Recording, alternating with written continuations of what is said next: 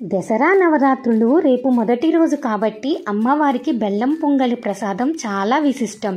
దానిలోనూ కొరలతో బెల్లం పొంగలి ఎంతో ఆరోగ్యమండి. ఎంతో కమ్మగా రుచిగా అచ్చం అన్నం పొంగలి రుచి రావాలంటే ఎలా చేయాలో చూద్దాం. ఫస్ట్ ఒక బౌల్ని తీసుకొని అందులోకి 1 కప్పు కొరల్ని తీసుకోండి. ఆ తర్వాత దాన్ని శుభ్రంగా వాష్ చేసుకోవాలండి. వాష్ చేసుకున్న తర్వాత 1 కప్పు కొరలకి 5 కప్పుల నీళ్లు పోసుకోవాలి. పోసుకున్న తర్వాత మూత పెట్టి 2 గంటలు నాననివ్వండి. ఇప్పుడు స్టవ్ మీద ఒక కుక్కర్ని తీసుకొని అందులోకి 1/2 కప్పు పెసరిని వేసుకొని దోరగా రంగు మారే విధంగా వేపుకోవాలి. వేపుకున్న తర్వాత దాన్ని కడిగేసుకోండి. ఇప్పుడు నానబెట్టుకున్న కొరలని నీళ్ళతో సహా పోసేసుకోండి. ఆ తర్వాత కుక్కర్ మూత పెట్టి 3 విజిల్స్ రానియండి.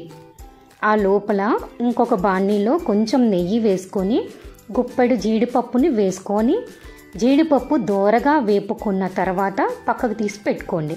ఇప్పుడు అదే బాణీలోకి 2 కప్పుల బెల్లాన్ని వేసుకోండి.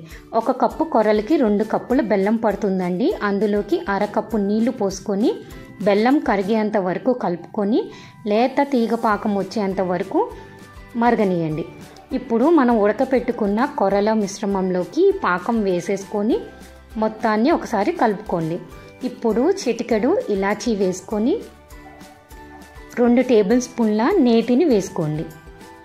వేసుకున్న తర్వాత కొంచెం పచ్చకర్పూరం వేసుకోండి. వేసుకొని ఒక ఉడుకు వచ్చిన తర్వాత మనం పక్కన పెట్టుకున్న జీడిపప్పును వేసుకొని ప్రసాదం పెట్టేయటమే అండి. ఎంతో రుచిగా అచ్చం అన్నం పొంగలి రుచి వచ్చే ఈ కొరల బెల్లం పొంగలి ఒక్కసారి ట్రై చేసి చూడండి. ఇంట్లో పిల్లలకి పెద్దలకి అందరికీ నచ్చేస్తుందండి. ఒకసారి ట్రై చేసి చూడండి.